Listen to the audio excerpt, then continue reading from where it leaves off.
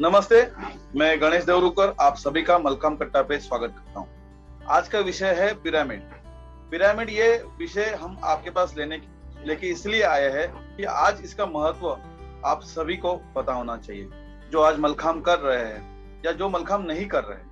इन सभी के लिए आज का विषय हम आपके सामने लेके आएंगे। बहुत ही दो अच्छे प्यारे गेस्ट है हमारे साथ। पहले जो गेस्ट है उनको मैं यहाँ पे आमंत्रित करना चाहता हूँ, सुनील बड़गुजर। सुनील बड़गुजर ये मुंबई सबब से बिलोंग करते हैं, मेरे यहाँ से ही है, मेरे अच्छे कॉम्पिटिटर रह चुके हैं, महाराष्ट्र से हैं और वो खुद स्टेट लेवल पर खेले हैं। बहुत सालों से मलखाम खेल में कोचिंग कर रहे हैं। सुनील जी, आपका मलखाम कट्टा पे स्वागत है। नमस्ते। नमस्कार। सुनील जी, आपके बारे में कुछ बताइए और जानकारी हमारे पूरे भारत की जनता को कुछ पता चले। आप क्या कर रहे हो, कहाँ पे जॉब कर रहे हो? मुझे सब पता है, लेकिन कुछ गलतियां ना हो इसलिए मैं सोचूं आपसे ही ये बात सबको बता दो। नमस्कार। मैं 2005 में एक इंटरनेशनल शो था जिसका नाम भारती था, उसमें एज अ मलखाम परफॉर्मर करके ज्वाइन हुआ था। वहाँ ऑल ओवर वर्ल्ड में उसका जो शो होते थे उनको मैं रिप्रेजेंट करता था। हमारे साथ में काफ़ी छत्रपति अवार्डी भी थे जो हमारे साथ में प्लेयर्स थे। तो बेसिकली मैं 1993 से मलखाम चालू किया था। फिर उसके बाद में काफ़ी सारे कॉम्पिटिशन्स खेले हुए, स्टेट लेवल पे भी कॉम्पिटिट कर चुका हूँ। और 2005 से जो मैं जो भारतीय शो है, इंटरनेशनल शो है, उसको एज अ मलखाम प्लेयर करके रिप्रेजेंट किया हुआ था। तो पहला शो जो हुआ था वो इजराइल से हम लोग ने शुरुआत किए थे। फिर उसके बाद में काफ़ी साल फ्रांस में किया हूँ, Italy, Germany, Switzerland, Mauritius, Morocco, काफ़ी सारी कंट्रियों में हमने प्रात्यक्षिक किए हुए हैं। और ये लगभग 2018 तक मैं उनके साथ में एज अ मलखाम प्लेयर और कंपनी मैनेजर करके उनके साथ में था। बहुत बहुत धन्यवाद। अभी फिलहाल मैं गोरेगांव जिमखाना में एज अ कोच उनके साथ में हूँ मैं। बहुत अच्छा। अगर अभी सुनील को रुकाता नहीं ना, तो सुनील शायद उसका प्रोफाइल बोल के, बहुत अच्छा एक्सपीरियंस है। आज उनको क्यों बुलाया है मलखाम कट्टा में, ये आज थर्ड चांस था जो आज वो सुनील मुझे मिलते रह गया। इससे पहले जब भी मलखाम आर्टिस्ट का मैंने जिस सेशन लिया था तभी मैं इसको ढूंढना चाहता था, उस दिन अवेलेबल नहीं था। एक इंजुरी के बारे में मैंने उसके बारे में जिक्र करूंगा बाद में, तभी भी मैं सुनील को बुलाना चाहता था। सुनील बहुत सारे सेशन में आ सकता था, लेकिन आज ये एक सेशन में उसको बुलाने का रीजन वही है कि देश विदेश में आज जिस तरह से आज घुमा है मलखाम को, उस तरह आर्टिस्ट करके परफॉर्म किया है, पिरामिड तो पक्का किया होगा। तो उसका यही अनुभव हमें आज आपके साथ शेयर करना है। सुनील जी जुड़े रहो हमारे साथ, आपके साथ वापस बात करूंगा। हमारे साथ जो दूसरी गेस्ट है साक्षी करके, जो नासिक से बिलोंग करती है, महाराष्ट्र से, यूनिवर्सिटी ऑल इंडिया प्लेयर है। यशवंत व्यायामशाला नासिक में जो 105 साल पुरानी जो व्यायामशाला है उससे जुड़ी है। तो वहां पे इतने लोग आते हैं, फॉरेनर्स आते हैं, ये लोग बहुत जगह पे डेमोन्स्ट्रेशन करते हैं। तो इसके पास दिखने के लिए छोटी है, लेकिन उसके बाद अनुभव बहुत है। साक्षी, आपका मलखाम कट्टा पे स्वागत है। आपके बारे में कुछ बताइए। बहुत बहुत धन्यवाद। मुझे आज आपने मलखाम कट्टा टीम ने आज मुझे बुलाया तो बहुत अच्छा लग रहा है। So thank you so much Malkham Katta team, Ganesh ji and all the team members. बहुत अच्छा लग रहा है। और जैसे आपने बताया कि मल्लखांब की प्लेयर हूँ, तो बहुत सालों से मल्लखांब किया है, एज सर ने बताया। तो यूनिवर्सिटी प्लेयर भी हूँ, रह चुके। और अभी फिलहाल रिसेंटली मैं राज्य पंच स्टेट लेवल जज भी बन गई हूँ। सो काफी अभी रिसेंटली 3-4 साल से हम जजिंग भी कर रहे हैं। ये रहा मेरा एक्सपीरियंस। बट जैसे आपने बताया कि मैं नासिक से बिलोंग करती हूँ, और नासिक की जो it is the birth place of mallakhamb, जो कोठूरी हमारे यहाँ पे गाँव है, वहाँ से मल्लखांब का उगम स्थान, जैसे हम जन्म स्थल बोलते हैं, वैसे एक प्लेस है। तो एक से सबसे पुरानी व्यायामशाला है यशवंत व्यायामशाला करके नासिक में, जो 105 साल पुरानी है। तो बीइंग एक एंशिएंट प्लेस है महाराष्ट्र की और मल्लखांब की भी, तो बहुत लोग फॉरेनर्स आते तो है कि क्या क्यूरियोसिटी होती है कि क्या है उनका बर्थ प्लेस, व्यायामशाला कैसी है। और हमारी जो व्यायामशाला है वो एकदम पुरानी स्टाइल की है, ऐसे मॉडर्न वगैरह आपको दिखने को नहीं मिलेगा। सारे पुराने इक्विपमेंट्स है, पूरा थोड़ा सा एंशिएंट उसका सेटअप भी काफी अच्छा है। और रही बात की डेमोन्स्ट्रेशंस की, तो हाँ, जब फॉरेनर्स आते हैं, बहुत सारे कंट्रीज से आए हैं, अभी रिसेंटली साउथ अमेरिका से आए थे, स्पेन से आए थे, पेरू ये एक कंट्री है, वहां से अभी रिसेंटली लास्ट 10 दिन पहले आए थे। तो उनको क्यूरियोसिटी ये होती है कि आप कैसे कर लेते हो, whether they have the question, उनको ऐसे प्रश्न है कि वेदर ये दिस मल्लखांब, ये जो खेल है, ये जो स्पोर्ट है, वो इंडिविजुअल है कि टीम है, ये एक है। तो आज अपना पिरामिड, ये जो सवाल है, एक अपना डिस्कशन ऑफ टॉपिक है, तो वो बहुत इम्पोर्टेंट ही है। तो जब हम पिरामिड करते हैं तो इट शोज कि हम यूनियन भी एक है, but it is as well as it is individual sport as well. And academic wise मेरा ग्रेजुएशन हो गया, वो स्पेशलाइजेशन साइबोलॉजी, और अभी जस्ट रिसेंटली मैंने लॉ कंप्लीट किया एंड जुड़ी हूँ मल्लखांब से। चलो बहुत अच्छा है, दोनों भी बहुत अच्छी बात करते हैं। शायद आज मुझे बहुत कम बात करने मिलेगी, देखते हैं, ट्राई करते हैं, कुछ मैं भी कुछ ज्यादा से ज्यादा बात करूं इनके साथ। लेकिन बहुत बहुत धन्यवाद साक्षी, आपने आपके बारे में बताया। आज आप अभी याद आया कि आप दूसरी बार मल्लखांब कट्टा पे आ रहे हैं। हम जब भी कोठुरे में हम लोगों ने विजिट किया था, तभी यशवंत व्यायामशाला में भी विजिट किया था। आप सब लोग अगर नहीं देखा तो वीडियो जरूर देखिए पीछे जाके, तो उसमें यशवंत व्यायामशाला के बारे में हमने दिखाया हुआ है। और जिस तरह से साक्षी जिक्र कर रही है कि पुरानी तरीके से व्यायामशाला उन्होंने अभी भी वहां पे मेंटेन रखा है, उस व्यायामशाला को हमने दिखाया है, और साक्षी ने थोड़ा सा इंट्रोडक्शन दिया है। तो साक्षी, वेलकम अगेन ऑन मल्लखांब कट्टा। सो चलो, अच्छा जाएगा सेशन, ऐसे लगता है। बहुत बहुत धन्यवाद। तो मल्लखांब कट्टा का जो विषय है पिरामिड, मैं वापस समझाने की कोशिश करता हूँ, जिसको मानव पिरामिड्स करके हम लोग देखते हैं। बहुत सारे बड़े बड़े कॉम्पिटिशन्स में हम लोग देखते हैं, वर्ल्ड चैंपियन होता है, नेशनल गेम्स होते हैं, वहां पे पिरामिड्स ज्यादा से ज्यादा देखी जाती है। या फिर हम लोग 26 जनवरी में हम लोग परेड्स में भी हम लोग देखते हैं, जब भी महाराष्ट्र का फ्लोट चलता है तभी मल्लखांब जरूर होता है, वहां पे देखते हैं। बहुत सारे स्कूल्स में स्पोर्ट्स डे में इसका इस्तेमाल होता है। तो ये चीज का हमें क्या बेनिफिट हम लोग मल्लखांब में दे सकते हैं, मल्लखांब के विकास के लिए पिरामिड कितना महत्वपूर्ण अंग है, ये हम लोग आज यहाँ पे जानेंगे। और ये दो जो गेस्ट अतिथि आए हैं, तो दोनों का अगर हम लोग देखेंगे तो दोनों भी इंटरनेशनल लेवल पे टच है। सुनील है जो देश विदेश में जा के उसने परफॉर्मेंस किया हुआ है, सिखाया हुआ है, और एक साक्षी है जो ऐसे व्यायामशाला से जुड़ी है जहां से देश विदेश से लोग आ रहे हैं। तो दोनों का काम वही है जो वो अपनी तरफ से वो अपना बेस्ट करने की कोशिश कर रहे हैं। लेकिन फिर भी पिरामिड्स का क्या बेनिफिट्स है, पिरामिड से हम लोग क्या ले सकते हैं, इसके बारे में जानकारी लेंगे। साक्षी से ही शुरुआत करेंगे। तो साक्षी, मल्लखांब खेल थोड़ा टफ है, सब लोग जानते हैं, थोड़ा सा स्ट्रेंथ ज्यादा लगती है, फिटनेस ओरिएंटल खेल है। तो फिर भी ये पिरामिड जो पार्ट है उसके वजह से मल्लखांब एक खेल सिखाना थोड़ा आसान नहीं हो जाता है, या फिर बहुत ऐसे पिरामिड का इस्तेमाल करके, या पिरामिड बिकॉज ऑफ पिरामिड जो नए बच्चे लोग आ रहे हैं, नई पीढ़ी आ रही है, उनको मल्लखांब सिखाना थोड़ा आसानी होती है। इसके बारे में आपका क्या अनुभव है, बताएंगे? ओके, सो काफी लंबा भी प्रश्न है, बट ऑफ कोर्स कि ये जो पिरामिड्स होते हैं, पिरामिड का मतलब हम जैसे देखते हैं कि पिरामिड ऐसे नीचे से बहुत थोड़ा सा ऐसे वाइड होता है और फिर ऐसे ऊपर जाते जाते उसका टॉप में हो जाता है। सो सेम हम मल्लखांब पे भी वही करते हैं, इसके लिए उसका नाम पिरामिड है और ना कि कोई कंस्ट्रक्शन और ऐसा कोई हमने नाम नहीं दिया है। जैसे हम देखते हैं कि पिरामिड का पोजीशन है तो नीचे अपना बेस जो होता है वो स्ट्रॉन्ग होना चाहिए, और ऊपर जाते जाते टॉप पे जो अपना apparatus होता है वहां पे एक प्लेयर काम करता है, वो उनकी पोजीशन है या फिर उनका जो कुछ भी कला है वो दिखाते हैं। रहा प्रश्न है कि वो डिफिकल्ट है या मदद होती है कि नहीं, तो ऑफ कोर्स वो मदद तो होती है।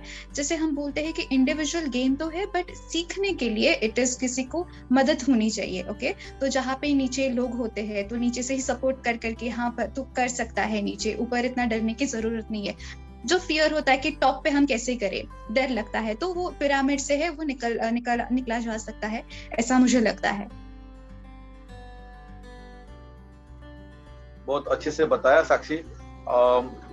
मतलब आपका यह कहना है कि छोटे छोटे एक्सरसाइज सिखा के, जैसे सादी उड़ी है या बाणी गुरु जी प्रकड़ है, ऐसे छोटे छोटे जो बहुत ही आसान है, मतलब मलखाम का बेसिक सिखा के पिरामिड फॉर्म कर सकते हैं, बराबर? Yes yes absolutely. बहुत ऐसे कॉम्प्लिकेट चीज हम कर भी नहीं सकते हैं, सो बेसिक चीजें हैं, जैसे कि ए डिफिकल्टी हम बोलते हैं, सो सादी है, रोप पे क्रॉस होता है, या फिर टी होल्ड बैलेंस हो सकता है, या फिर एल होल्ड बैलेंस हो सकता है, ऐसे भी हम टॉप पे ये चीजें कर सकते हैं। तो ऐसी जरूरत नहीं कि मुझे बहुत हाई लेवल का मल्लखम आना चाहिए ताकि मैं पिरामिड कर सकूं। पिरामिड के लिए बेसिक चीजें भी काम आ सकती है और उससे अच्छा बन भी सकता है। बहुत बहुत धन्यवाद साक्षी। अगला प्रश्न सुनील आपको जाता है। जिस तरह से साक्षी ने बताया कि सिंपल एलिमेंट सिखा के या फिर मलखाम सिखाने के लिए पिरामिड का हम लोग इस्तेमाल कर सकते हैं और मलखाम की तरफ लोगों को आकर्षित कर सकते हैं, लेकिन पिरामिड के वजह से क्या लोग आकर्षित होते हैं, क्या प्रभावी होते हैं? आपका अनुभव इसके बारे में क्या है? जी जरूर, मैं इनके बारे में बहुत सहमत हूँ कि जो पिरामिड होते हैं, जो लोगों को देखने के लिए अच्छे लगते हैं, करने को बच्चों को भी बहुत अच्छे रहते हैं, लेकिन जैसा देखा जाता है, माना जाता है कि पिरामिड करने में बहुत आसानी है करके। ये आसानी नहीं है, ये करने में बहुत परिश्रम लगते हैं, क्योंकि एक एलिमेंट जो है, एक प्रकार जो है, जो एक बाजू से करते हैं, वही प्रकार दूसरे बाजू से भी करना पड़ता है। पिरामिड का बैलेंस करना जरूरी रहता है। और हर व्यक्ति रहे, हर खिलाड़ी रहे, जो राइट लेग से फॉर एग्जांपल पायचा फरक किया, तो लेफ्ट साइड से भी करना है। और जब भी पिरामिड देखते हैं तो जो प्रेक्षक रहते हैं वो उसकी तरफ काफी आकर्षित होते हैं और इससे मलखाम को काफी अच्छा ये हो सकता है। बहुत बहुत धन्यवाद आबा जी, आपने बहुत अच्छे से बताया कि आज पिरामिड करने के लिए किस तरह से कोच का ध्यान जरूरी है कि दोनों साइड से उस एलिमेंट को करना चाहिए। उसके साथ ही आपने बताया कि पिरामिड जब भी फॉर्म होता है तभी कितने भी पहले डिफिकल्ट एलिमेंट दिखाए, समोसोल दिखाए, लेकिन पिरामिड फॉर्म होने के बाद पब्लिक ज्यादा, प्रेक्षकगण ज्यादा तालियां बजाती है और उसको ज्यादा सब अट्रैक्ट होते हैं। तो आपका जो कहना है, आपका जो एक्सपीरियंस है, आप दोनों जिस तरह से आप बता रहे हैं कि मलखाम का पिरामिड से एक तो मलखाम सिखाना भी इजी हो जाता है और प्रेजेंटेशन के लिए पिरामिड, अगर 2-4 पिरामिड भी हो गए अपने पास तो थोड़े परफॉर्मेंस में बच्चे कम भी हो गए तो भी हम लोग अच्छा परफॉर्मेंस दे सकते हैं। एम आई राइट? बहुत बहुत धन्यवाद। आज दोनों जिस तरह से बात कर रहे हैं ना, तो हमें जिस तरह से आज ये सेशन को आपके सामने रखना है कि पिरामिड की वजह से हम लोग क्या क्या ले सकते हैं और खिलाड़ियों को दे सकते हैं। तो अगला प्रश्न मैं साक्षी आपको पूछना चाहता हूँ। ये थोड़ा सा प्रैक्टिस ओरिएंटल क्वेश्चन है कि पिरामिड्स हम लोग डेमोन्स्ट्रेशन या मलखाम खेल का विकास, इसके लिए हम लोग यूज करते हैं, लेकिन कभी आप अपने क्लब में, अपने व्यायामशाला में बच्चों लोग का बहुत दिन प्रैक्टिस हो गया तो बच्चों का टीम बॉन्डिंग करने के लिए या बच्चे सब एक साथ अपने क्लब का अच्छा फ्यूचर बनाने के लिए पिरामिड को आप इस्तेमाल करते हैं कि ताकि बच्चे खिलाड़ी एंजॉय भी करें और अपने क्लब के बच्चों में ज्यादा से ज्यादा अच्छा बॉन्डिंग हो। तो ऐसे कभी करते हो या ऐसे कुछ करना चाहिए? यस, आपका प्रश्न भी बहुत इंटरेस्टिंग है। ऑफ कोर्स कभी कभार ऐसे हो जाता है कि कंपटीशन करते वक्त एक ही क्लब में बहुत कॉम्पिटिटर्स भी बन जाते हैं, तो कभी कभार लगता है कि अरे ये मुझसे आगे चली गई, ये मुझसे आगे चला गया, मैं तो पीछे रह गया। ये तो फीलिंग आना थोड़ा सा नेचुरल लगता है, बट हम फॉर ए चेंज करते हैं। हम बच्चों को ही बोलते हैं कि चलो एक पिरामिड करना है, तो हम कैसे कर सकते हैं। ओके, हम खुद पहले कुछ नहीं बताते, कुछ है यशवंत सर है, कोई भी हम कुछ पहले बोलते नहीं है। हम बच्चों को बोलने देते हैं कि आप क्या कर सकते हैं पिरामिड करते हो तो। टॉप पे रहेगा, कौन नीचे रहेगा, कौन किसको सपोर्ट करेगा। कभी कभार ये भी होता है कि किसी छोटी बच्ची को हमें ऊपर उठा के देना होता है, क्योंकि वो डायरेक्टली जा तो नहीं सकती हाइट पे। तो ये जो टीम बॉन्डिंग होता है, तो वो उनको सोचने के लिए होता है कि ताकि उनके क्रिएटिविटी लेवल क्या है, वो कितना सोच सकते हैं, कितने अकोमोडेट कर सकते हैं एक ही एपरेटस पे। तो ये हम करते हैं।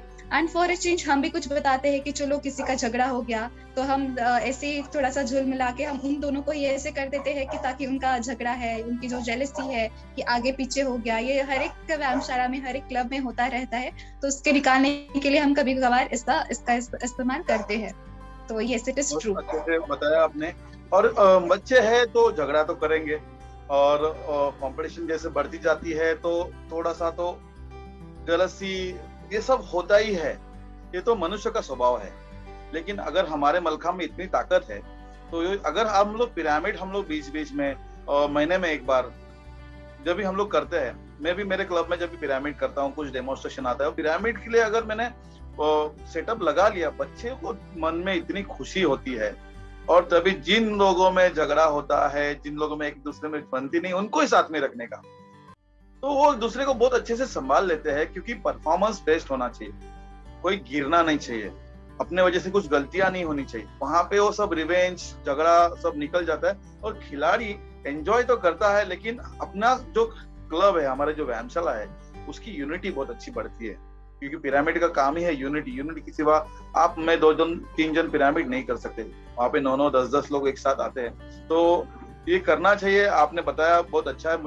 मैं साक्षी के माध्यम से बताना चाहूंगा कि आप अपने क्लब में ये इसका इस्तेमाल करो, छोटे छोटे पिरामिड बैठाओ, ज्यादा कुछ डिफिकल्ट बैठाने की जरूरत नहीं है कि एक के ऊपर एक बैठ गए, डबल इक्का ले लिया या कुछ रिस्की एलिमेंट कर लिया, कोई छूटना नहीं चाहिए। मैंने कोई परफॉर्मेंस आर्ट जो भी प्रैक्टिस करते हैं, एक्सीडेंट्स पिरामिड के वक्त ही होता है।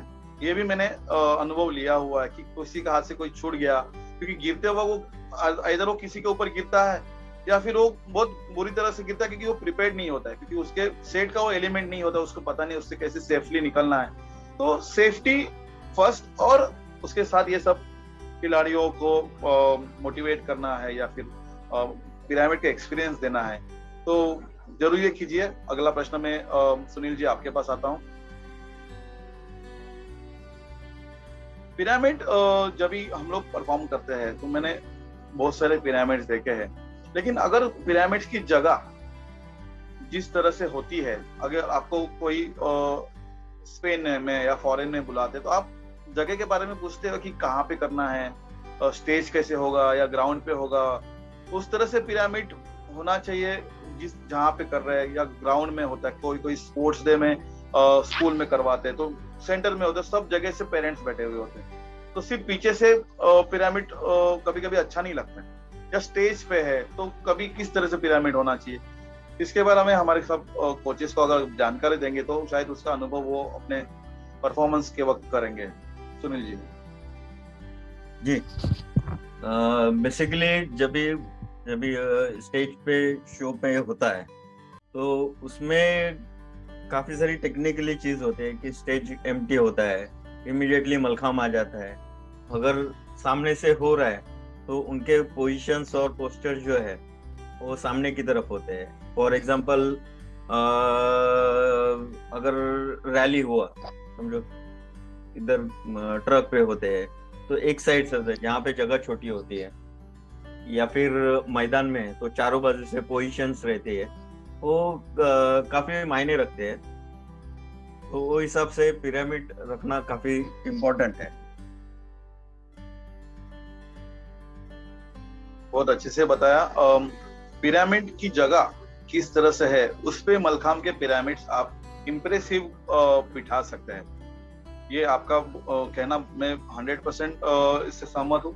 अगर सेंटर में है तो हम लोग फाउंटेन जैसे है, सब जगह से चारों तरफ से बच्चों को बिठा दिया, या फिर स्टेज पे तो एक ही साइड में से सब पब्लिक बैठा है तो हमें उसको ज्यादा से ज्यादा फैला सकते हैं। जिस तरह साक्षी ने बताया, नीचे का बेस स्ट्रांग होता है, फिर पिरामिड जैसे ऊपर जाता है, और उसको कुछ अंत नहीं है, वो हम लोग कितना भी लंबा कर सकते हैं, मलखाम की ऊंचाई नहीं बढ़ा सकते, लेकिन खिलाड़ियों को एक के ऊपर एक बिठा के अच्छे से उसको प्रेजेंट करना और हर एक का फाइनल पोजीशन किस तरह से दिखाना, तो जगह किस तरह से हमें अवेलेबल है, हम लोग कहाँ पे परफॉर्मेंस करने वाले हैं, ये मैं परफॉर्मेंस के नजरिए से आपको ये पूछ रहा हूँ, क्लब में आप किस तरह से भी कर सकते हैं प्रैक्टिस के लिए, लेकिन जब ये परफॉर्मेंस करेंगे तो हमें किस तरह से प्रेजेंट करना है ये हमें सोचना चाहिए। बहुत बहुत धन्यवाद। अगला प्रश्न मैं साक्षी जी आपको पूछता हूँ। आप इतने सालों से खेल रहे हैं, अभी लड़कियों को पोल मलखाम आया है, तभी तो नहीं था। आप भी शायद रोप मलखाम ही ज्यादा किए होगे, लेकिन रोप मलखाम के पिरामिड बिठाना पोल मलखाम से कंपेयर में आसान है या डिफिकल्ट है? क्या आपका अनुभव है? दोनों तो मलखाम एपरेटस अलग है, लेकिन पिरामिड्स तो सब जगह पे होता है, तो इसके बारे में आपका अनुभव शेयर कीजिए प्लीज। यस मैंने बहुत ज्यादा मल्लखाम मतलब रोप मल्लखाम ही किया है, क्योंकि तब ये तीनों अपरेटस मतलब रोप और पोल नहीं था लड़कियों के लिए, तो ज्यादातर मैंने रोप मल्लखाम ही किया है। थोड़ा सा मुझे डिफिकल्ट के हिसाब से थोड़ा सा रोप थोड़ा सा डिफिकल्ट लगता है, क्योंकि इसका कारण ऐसा है कि जब आप टॉप पे जाते हैं, सबसे जो टॉप पे जो लड़की जानी होती है, तो लड़का हो लड़की हो, तो उनको हाथ या फिर पैर में होल्ड ज्यादा करना पड़ता है।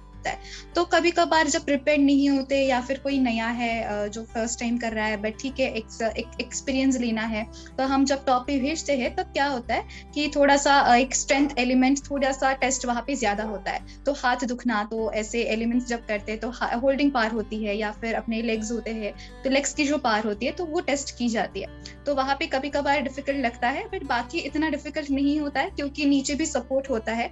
बस जो टॉप पे होता है तो उनके लिए थोड़ा सा टास्क है। बट जब ऐसे ही सभी जैसे सुनील सर ने बताया, आप भी सर बता रहे हो, तो सारे एक्सपीरियंस जो बच्चे होते हैं, जो एक्सपीरियंस प्लेयर्स होते हैं, हम उनको ज्यादा ऊपर रखते हैं, क्योंकि उनपे जो ट्रेन उनको वैसे किया जाता है, क्योंकि उनकी स्ट्रेंथ थोड़ी बड़ी होती है बाकी नए खिलाड़ी के हिसाब से।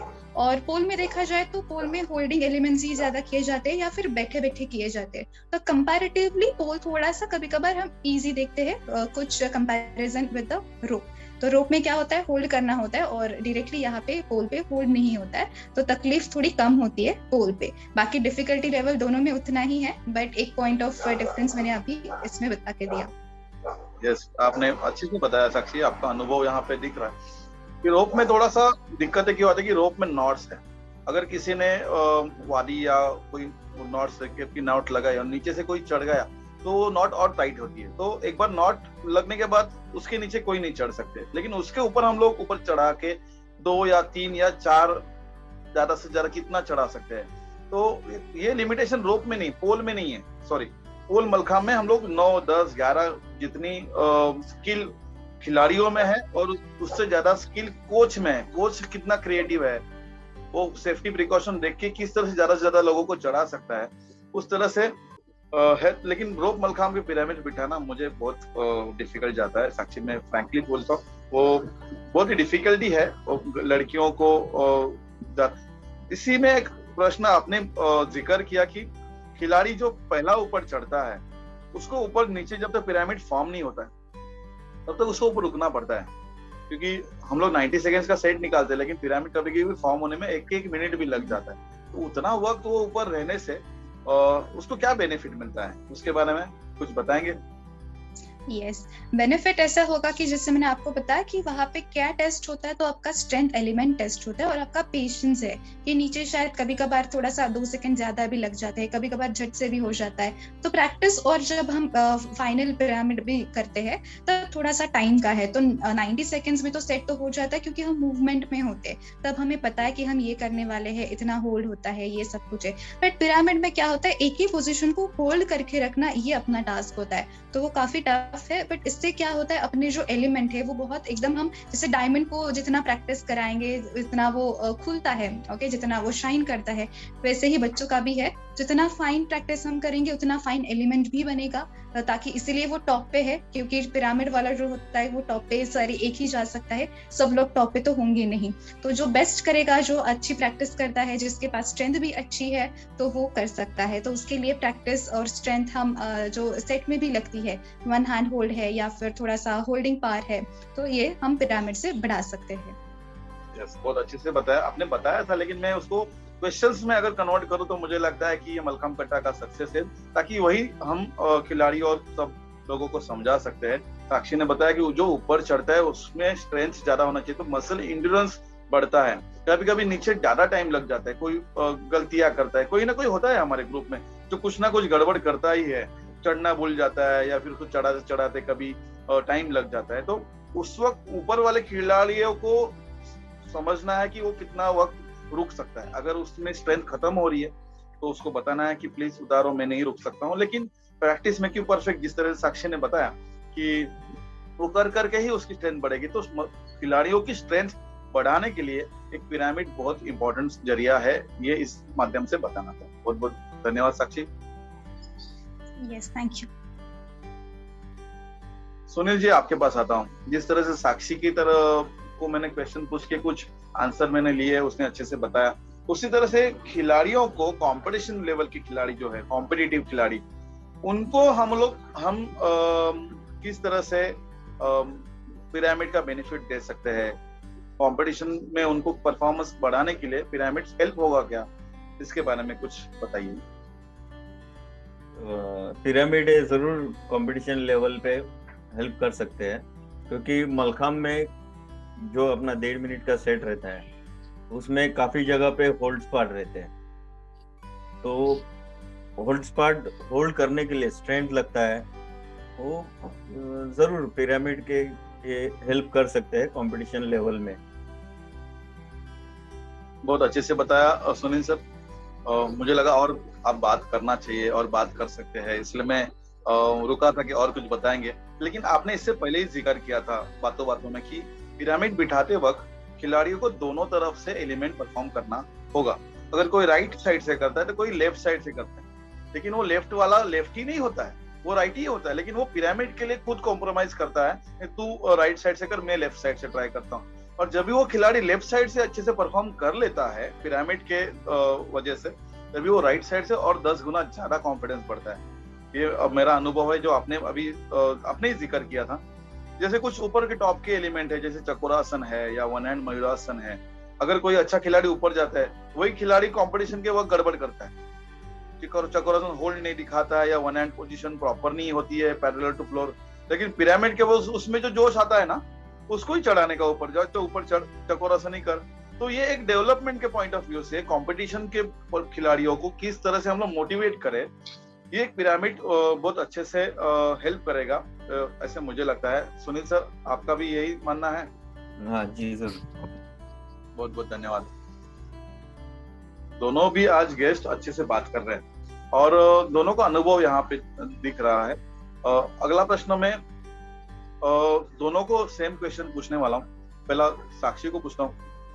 साक्षी, इतने सब बेनिफिट्स, इतने सब नजरिया मलखाम के पिरामिड्स के बारे में हमने बात की, लेकिन पिरामिड्स की कॉम्पिटिशन होनी चाहिए, आपका उसमें पर्सनल राय क्या है?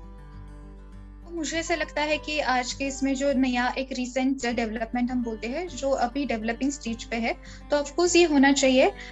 ऐसा क्यों मैं कह रही हूँ, ताकि जैसे एक टीम होती है, चाहे कोई भी अपना कंपटीशन की लेवल हो, जहाँ पे हम ज्यादा बच्चे नहीं लेके जा सकते हैं, जैसे कि 5-6 होते हैं मैक्सिमम एक टीम में और रिजर्व बच्चे होते हैं, इतना ही वो दिखा सकते हो जो इंडिविजुअल है। तो पिरामिड में होता ऐसा है कि हम एक पिरामिड करते वक्त हम 3 से 4-5 बच्चों का नहीं कराते, हम ज्यादा बच्चे लेते हैं। तो ये मेरे हिसाब से एक बेनिफिट बहुत अच्छा है, ताकि ज्यादा बच्चे एक ही एपरेटस पे एक ही टाइम पे वक्त और ज्यादा कुछ दिखा सकते हैं। तो इसके लिए पिरामिड ये इम्पोर्टेंट है और इसकी कंपटीशन होनी चाहिए, ताकि उसकी क्रिएटिविटी बढ़े कि मैंने जो पिरामिड किया वो कैसे किया, कितना हम डाल सकते हैं, कितने ज्यादा लोग हम इसमें इंक्लूड कर सकते हैं, ये हम पिरामिड के थ्रू कर सकते हैं। फॉर एग्जाम्पल, ऐसे मैं आपको एक एग्जाम्पल के तौर पे बता सकती हूँ कि जैसे कि फॉर एग्जाम्पल किसी का स्ट्रेंथ एलिमेंट बहुत अच्छा है, कोई एक लड़का लड़की जिसी का, तो हम उसको टॉप पे रख सकते हैं for the holding position. But ऐसे कुछ बच्चे भी होते हैं जो बेसिक है, जैसे कि उनका जो फ्लेक्सिबिलिटी अच्छा है, जो पोजीशन अच्छा करते हैं, होल्डिंग पोजीशन उनका अच्छा है, तो वो हम फ्लेक्सिबिलिटी के लिए नीचे जो अपना आसन होता है उसके लिए भी डाल सकते हैं। तो ऐसा पिरामिड के कंपटीशन में ऐसा नहीं होता कि जो चैंपियन है वही टीम में होना चाहिए। ओके, जैसे कि अनलाइक अपना महाराष्ट्र की टीम है, अपने कोई जिला की टीम होती है, जिसमें जो अच्छा करता है वही हम उसको लेके जाते हैं, ताकि अपना जो क्लब है, अपना जो कंपटीशन का एरिया है, अपना जो जिला है, अपना जो राज्य है, वो जीत सके। बट पिरामिड में ऐसा नहीं होता है, जिसमें सिर्फ बेसिक लेवल के बच्चे ही होंगे या फिर कॉम्पिटिटिव लेवल के बच्चे, ताकि ये दोनों का मिक्सचर है।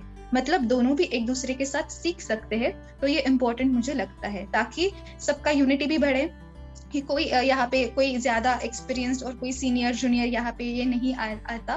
तो सारे लोग एक लेवल पे होते हैं और सपोर्ट भी करते हैं। तो जैसे हम बोलते हैं इंग्लिश में यूनिटी इज स्ट्रेंथ, तो ये सही तौर पे मुझे लगता है यूनिटी इज स्ट्रेंथ। और मल्लखांब ये इंडिविजुअल स्पोर्ट और टीम स्पोर्ट में भी बन सकता है।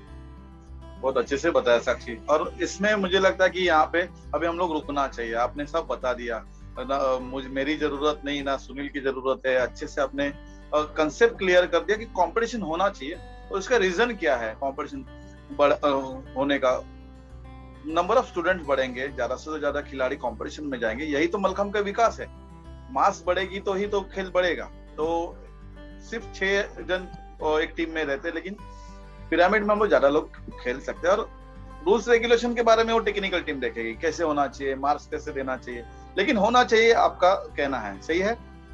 यस, मैं एक और चीज ऐड करना चाहती हूँ। जैसे कि ये हम अभी कर रहे हैं कि अपने ये ट्रेडिशनल स्पोर्ट है, अभी काफी फैला हो रहा है अपने मल्लखांब का, देश में विदेश में सभी जगहों पे कंपटीशन भी अच्छी बढ़ रही है। तो इससे क्या होगा, और ज्यादा बच्चे आकर्षित होंगे कि हाँ मुझे ये करना है, मैं ये तो कर सकती हूँ। योगा के बच्चे होते हैं जो फ्लेक्सिबिलिटी अच्छा है, तो वो भी मल्लखांब कर सकते हैं। ऐसा करके हम ज्यादा से ज्यादा एक अपनी कम्युनिटी है, अपना पूरा ये खेल का प्रसार और प्रचार, ये तो दोनों भी हम डेमो कर सकते हैं और पिरामिड के कंपटीशन से ये अचीव कर सकते हैं, ऐसे मुझे लगता है। ऐसे मुझे भी लगता है, आपने बहुत अच्छे से बताया। और सिर्फ पिरामिड का कंपटीशन एक होना चाहिए, हो सके तो हम यहाँ पे लेने की कोशिश करेंगे। सिर्फ पिरामिड का कंपटीशन रखेंगे, ताकि उसमें हम लोग क्राइटेरिया रखेंगे कि स्टेट नेशनल प्लेयर का not participate, only the district and new. तो इसमें खेल में नए लोग आएंगे और उनको मोटिवेशन मिलेगा। तो पिरामिड के कंपटीशन शायद ये मलखम्ब कट्टा का सेशन देख के कोई ना कोई जल्दी से जल्दी ऑर्गेनाइज करे और खेल बढ़ाने में हमें सहायक करे। बहुत बहुत धन्यवाद साक्षी। धन्यवाद। अगला प्रश्न सुनील जी आपको जाता है। प्रश्न यही है, प्रश्न में कुछ ज्यादा कुछ चेंज नहीं कर रहा हूँ, कि आपका नजरिए में पिरामिड कॉम्पिटिशन्स होना चाहिए या नहीं होना चाहिए, उसमें क्या बेनिफिट्स मिलेगी, क्या आपका नजरिया है, आपका अनुभव क्या बोलते हैं? नहीं, कंपटीशन होना तो जरूरी है। उससे कैसे होता है, मलखांब में इंडिविजुअली अपने एज ग्रुप में मलखांब चलता है, तो उसमें फर्स्ट सेकंड थर्ड हो गए, ठीक है, वो लिमिटेड हो गया। सिलेक्शन में भी कैसे स्टेट नेशनल के लिए अभी 6 थे, उसके पहले 4 खिलाड़ी होते थे। अगर हम कंपटीशन जैसे राष्ट्रीय और राज्य पातळी पे अगर कंपटीशन लेवल लेते हैं पिरामिड का, तो उसमें नंबर ऑफ खिलाड़ी उसमें बढ़ सकते हैं, तो होना जरूरी है। और उससे ज्यादा जरूरी ऐसा है कि मलखांब के पिरामिड्स होते हैं, वो लोगों को ज्यादा अट्रैक्टिव करते हैं और लोगों को कंपटीशन या इंडिविजुअल सेट से ज्यादा देखने के लिए अच्छा पिरामिड्स लगते हैं, क्योंकि 1 by 1 चलता है, उसमें हर खिलाड़ी का हृदय यही रहता है। तो पिरामिड होना भी जरूरी है। बहुत अच्छे से बताया। और आज कल जाके ये बहुत अच्छा मलखांब के लिए फ्यूचर होने वाला है, कि पिरामिड जब भी कंपटीशन आएगी तभी खिलाड़ियों में बॉन्डिंग, पिरामिड के बेनिफिट तो खिलाड़ियों को मिलेगा, लेकिन मलखांब को भी अच्छे बेनिफिट्स मिलेंगे।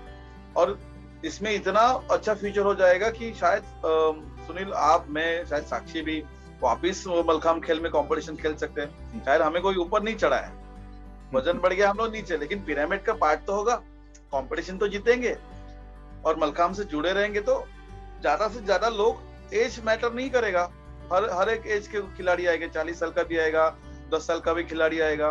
गर्ल्स बॉयज मिलके एक पिरामिड फॉर्म करके एक अच्छा मैसेज देंगे यूनिटी का। ऐसे बहुत सारी चीजें हो सकता। अच्छा सूझ रहा है मुझे, आज मैं इतना सब लिख के नहीं बैठा था, लेकिन ये आपके साथ बैठ के जो मेरे मन में आ रहा है वो मैं उसी फ्लो में बोलने की कोशिश कर रहा हूँ, ताकि आज खेल आगे बढ़े। हम सभी एक ही विचार से यहाँ पे जुड़े हैं। मलखांब, हमारे पीछे से मलखांब निकाल दिया तो सुनील कौन और साक्षी कौन, कोई एक दूसरे को जानेगा नहीं। ये जो मलखांब की फैमिली है, इसको जितना बढ़ाने की कोशिश मलखांब कट्टा कर रहा है। आप जैसे लोग यहाँ पे आएंगे तभी मलखांब खेल बढ़ने वाला है। तो यही प्रश्न में पूछ के यहाँ पे मलखांब कट्टा का सेशन रोकना चाहूंगा। फिर भी सुनील जी, आपको 2 क्वेश्चन है। एक क्वेश्चन आपके मन में अगर कुछ आज का विषय लेके कुछ रह गया बताना, या मेरे से कुछ भूल चूक से प्रश्न पूछना रह गया, तो आप बताइए। और आपको आज का सेशन ये कैसे लगा, आज का आपका अनुभव क्या है, इसके बारे में बताइए।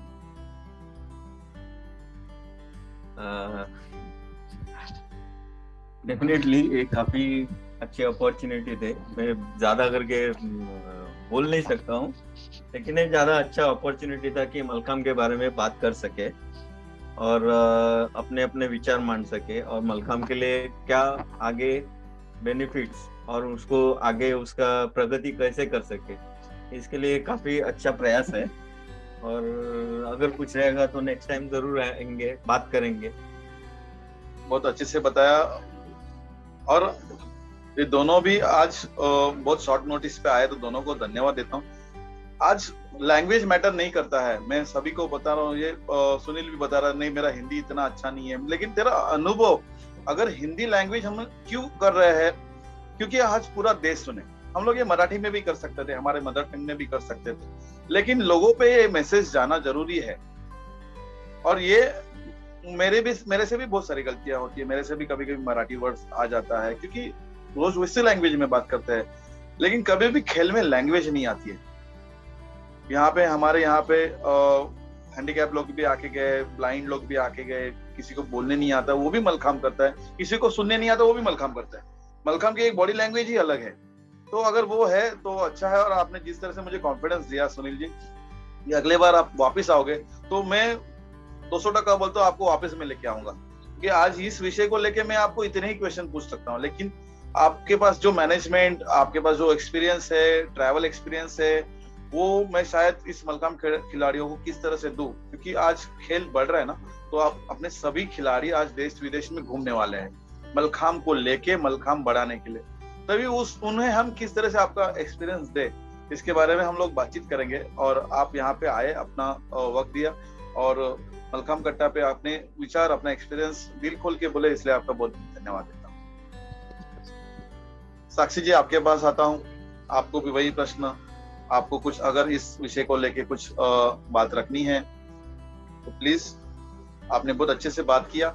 और आज का आपका ये सत्र, ये सेशन किस तरह से लगा, या आपको कुछ सूचना है तो आप प्लीज दे सकते हैं।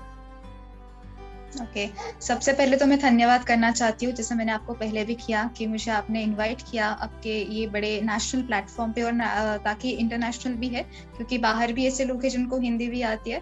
तो ये एक नेवर एंडिंग प्रोसेस और एक नेवर एंडिंग अपना बड़ा सा चैनल है, तो वहाँ पे आपने मुझे इन्वाइट किया। रहा प्रश्न जैसे कि मेरे सीनियर है आप है, और जैसे सुनील सर भी है, तो आप एक बड़े होकर भी आपने मुझे यहाँ पे बुलाया, तो मेरा ये भाग्य है कि ये बड़े लोगों के सामने आज मैं बात कर रही हूँ, और मुझे एक चांस मिला आपका, मेरा जो नॉलेज है, मेरे जो थॉट्स है, ये आपको बताने, आप सबको बताने के लिए एक चांस मिला। और एक्सपीरियंस तो बहुत अच्छा रहा। यहाँ पे फिर से आना तो बहुत पसंद होगा, फिर से दोबारा आना चाहती हूँ।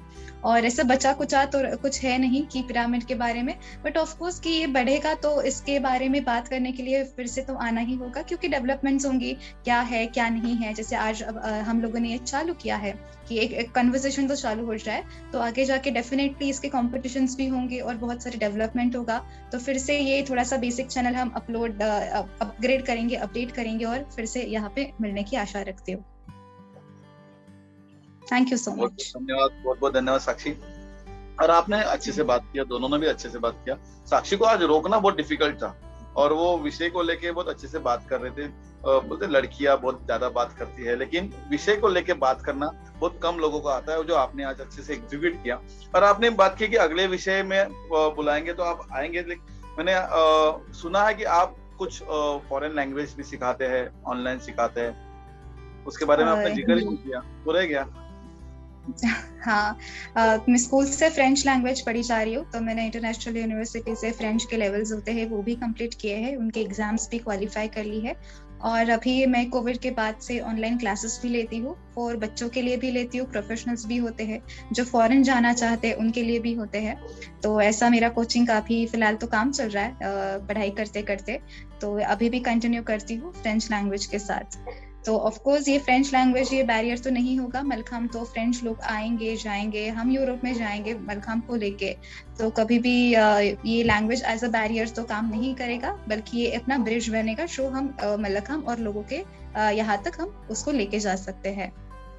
तो ये जिक्र मैंने इसलिए किया क्योंकि अगले सेशन में आपको इसी फॉरेन लैंग्वेज एक विषय मेरे मन में है तब से, जैसे जापान से लोग आते हैं तो उनसे कम्युनिकेट करना बहुत डिफिकल्ट जाता है। मलखाम खेल अगर देश विदेश में लेके जाना है तो हमें यहाँ से सिर्फ हिंदी में बात करके मलखाम खेल बढ़ने वाला नहीं है। तो आप जैसे लोग अगर टैलेंटेड लोग अगर आते हैं तो हमें अगर फ्रेंच लैंग्वेज वाले कोई मिल जाते हैं या कोई जापानीज वाले मिलते हैं तो ये सब, और मैं चाहूंगा कि आपके माध्यम से बताना चाहूंगा कि मलखाम खिलाड़ियों ने एटलीस्ट कोई एक देश विदेश की लैंग्वेज सीखना चाहिए, ताकि वहां पे जाके हमें कम्युनिकेट करना बहुत इजी हो जाएगा। तभी ये खेल ओलंपिक लेवल में बहुत बड़े स्तर में जाएगा। तो ये विषय आपके साथ लेके आऊंगा साक्षी, और आप यहाँ पे आए और आपने विषय रखे, तो मलखाम कट्टा की तरफ से मैं आपको बहुत बहुत धन्यवाद देता हूँ।